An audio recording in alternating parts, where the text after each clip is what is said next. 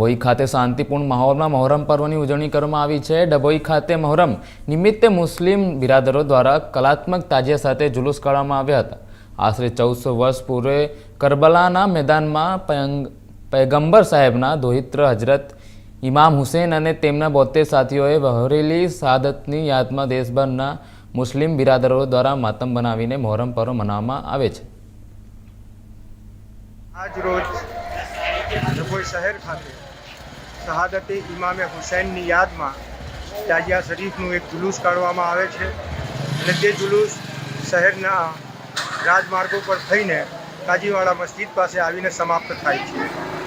આ એક જુલુસ આતંકવાદની ખિલાફ એક જંગ હતી ઇમામે હુસૈનની, અને તે જંગમાં ઇમામે હુસૈન શહીદ થયા તેમની યાદને તાજી કરવા માટે આ જુલુસ કાઢવામાં આવે છે। જગા જગા લોકો શરબત, સબીલ, દૂધ, કોલ્ડ ડ્રિંક્સની નજરો નિયાદની સબીલો લગાવે છે।